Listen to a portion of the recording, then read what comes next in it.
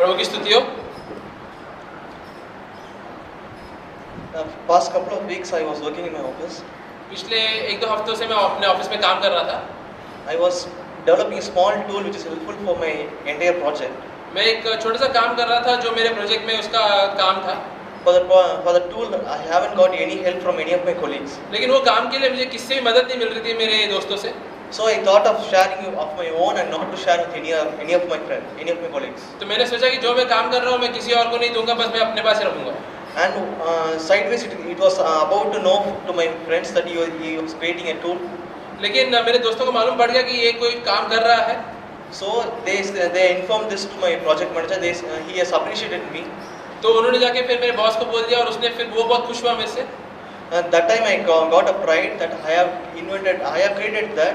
So through that I am getting lots of happiness and lots of pleasure, because I am raised in my office that I have done a good job.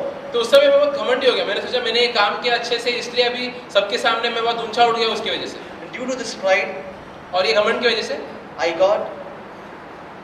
have been into lots of traps in my life.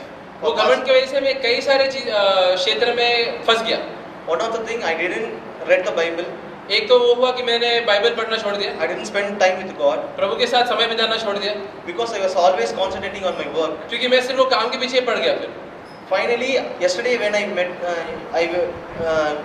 went for a meeting yesterday evening. तो कल शाम को जब मैं meeting में गया, brother has thought about how to humble ourselves.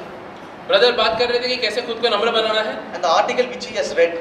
और एक आर्टिकल जो उन्होंने दिया, the work which we have done, कि जो काम हम लोग करते हैं, we should not get pride from that. उसके ऊपर हमें घमंड नहीं करना है।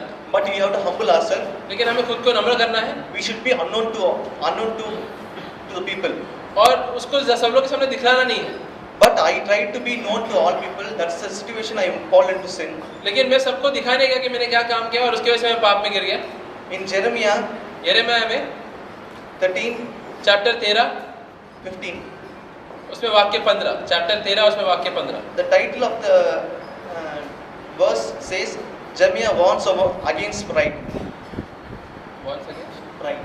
यहाँ पे यिर्मयाह चेतावनी दे रहा है घमंडी होने के ऊपर। The people of Israel, the Lord has spoken. People of which verse? 15 वाक्य 15 पढ़ेंगे।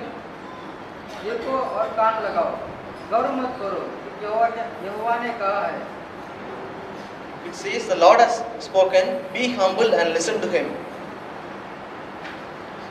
And our next verse says, honor the Lord your God before He brings darkness and you stumble on the mountain.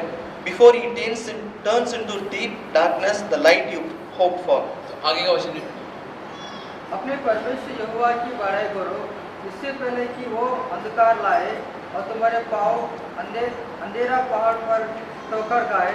जब तुम प्रकाश का आसरा देंगे तब वो उसको मिट्टी की छाया बदल दे और उसे घोर अंधकार बना दे।